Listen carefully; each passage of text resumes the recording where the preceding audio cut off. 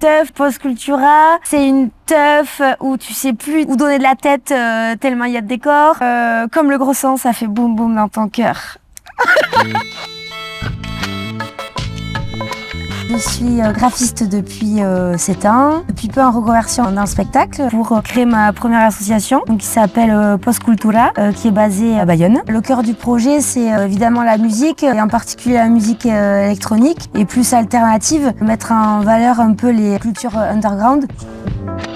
Aupa, jamais, ongi etorri misambu gaztetxera. Donc c'est ici que j'ai fait mon premier événement, donc Karma Sutra. Donc ici on avait les DJ, un mapping sur une structure de 4 mètres par 6. Ici donc dans les toilettes, on avait une expo vidéo donc qui était projetée en haut, et donc toutes les animations se passaient à l'extérieur.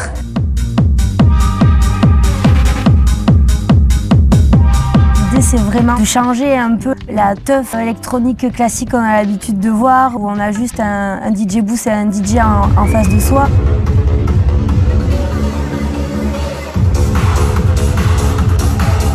Généralement, la com est exclusivement faite en français. Et même si je suis née ici, malheureusement, je ne suis pas encore bilingue. Maintenant, il y a des gens qui font vraiment partie du collectif et qui vont m'aider. Ça fait vraiment partie des futurs projets de mettre quelqu'un vraiment à ce poste qui traduira toute la communication. À la création de l'asso, honnêtement, personne ne croyait en moi.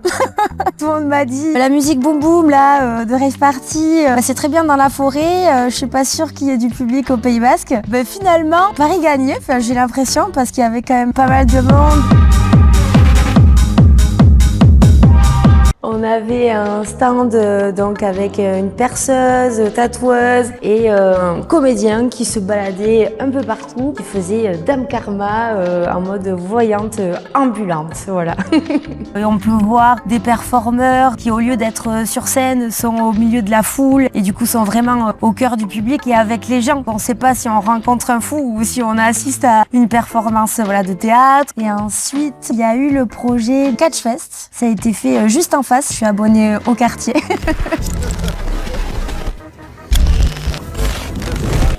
L'idée c'était de faire un match d'improvisation sonore. J'avais fait donc un ring où les DJ pouvaient s'affronter. C'était toujours animé par Nicolas Eki, mon comédien, et mon papa qui était le MC de la soirée. Donc les DJ savaient à l'avance qu'en fait qu'ils pouvaient tomber sur des esthétiques musicales différentes. Et donc il y avait une grande roue qui avait été créée avec différents styles. Un spectateur était donc tiré au sort par le MC pour venir tourner la grande roue et déterminer le style du DJ.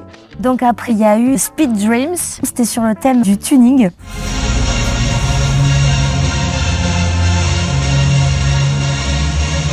Donc là, gros line-up 100% féminin. Et d'ailleurs, dans tous mes événements, j'ai essayé de rester sur une programmation qui respecte la parité. Pour le coup, ça a été hyper dur de trouver des femmes. Même si j'aime mettre en avant des artistes du coin, c'était dur de trouver des artistes aussi dans mon univers musical. Il y a 2 ans, c'était très compliqué, mais peut-être qu'aujourd'hui, cet événement avec un line-up 100% féminin où tout le monde m'a dit c'est super. Je savais déjà qu'il y avait des artistes femmes qui voulaient s'y mettre. Du coup, ça a confirmé un peu mon idée qu'on n'était pas assez, mais qu'on allait être bientôt plein.